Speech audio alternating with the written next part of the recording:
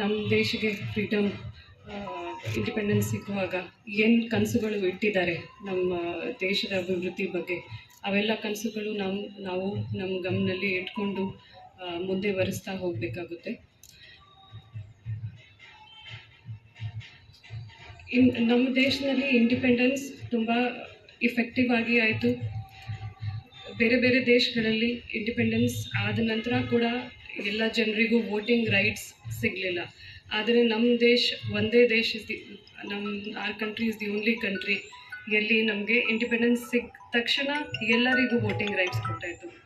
ಬೇರೆ ದೇಶಗಳಲ್ಲಿ first educated ಜನರಿಗೂ ಆಮೇಲೆ ಮಾರ್ಗರೆಟ್ ಥ್ಯಾಚರ್ ಬ್ರಿಟಿಷ್ ಪ್ರಧಾನಮಂತ್ರಿ ಆಗಿದ್ದರು. ಸೊ ಅದನ್ನು ನಮ್ಮ ದೇಶ ಬಗ್ಗೆ ತುಂಬ ಹೆಮ್ಮೆಯ ವಿಷಯ ಆಗಿದೆ.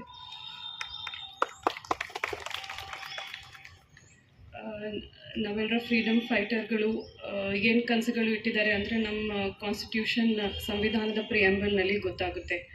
ಅವೆಲ್ಲರೂ ನಮ್ಮ ದೇಶದ್ದು ಸೋಷಲಿಸ್ಟ್ ಕಂಟ್ರಿ ಆಗಬೇಕು, ಅಂದರೆ ಎಲ್ರಿಗೂ ಈಕ್ವಲ್ ಆಗಿ ರಿಸೋರ್ಸಸ್ ಡಿಸ್ಟ್ರಿಬ್ಯೂಷನ್ ಆಗಬೇಕು, ವಿತರಣೆ ಆಗಬೇಕು. ಅದು ಒಂದು ಇದೆ. ಈಕ್ವಾಲಿಟಿ ಆಫ್ ರೈಟ್ಸ್, ಎಲ್ರಿಗೂ ಹಕ್ಕುಗಳು, ಸಮಾನ ಹಕ್ಕುಗಳು ಸಿಗಬೇಕು. ಯಾವುದು ಜಾತಿಗಳು ಆಗಲಿ, ಯಾವುದು ಲಿಂಗ ಆಗಲಿ, ಯಾವುದು ಡಿಸ್ಕ್ರಿಮಿನೇಷನ್ ಭೇದ ಭಾವ ಆಗಬಾರದು.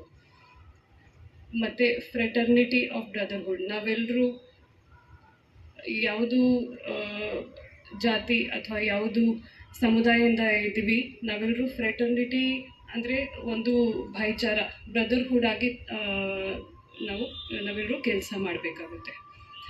ಮತ್ತು ಸೋಷಲ್ ಇಕನಾಮಿಕ್ ಪೊಲಿಟಿಕಲ್ ಜಸ್ಟಿಸ್, ನ್ಯಾಯ, ನಮ್ಮ DC ಕಚೇರಿ ಆಗಲಿ ಅಥವಾ ಯಾವುದು ಸರ್ಕಾರಿ ಕಚೇರಿ ಆಗಲಿ, ಆ ಸೋಷಲ್ ಇಕನಾಮಿಕ್ ಪೊಲಿಟಿಕಲ್ ನ್ಯಾಯ ಕೊಡೋಕ್ಕೆ ನಮ್ಮ ಹತ್ತಿರ ಸಾಕಷ್ಟು ಅವಕಾಶ ಇದೆ.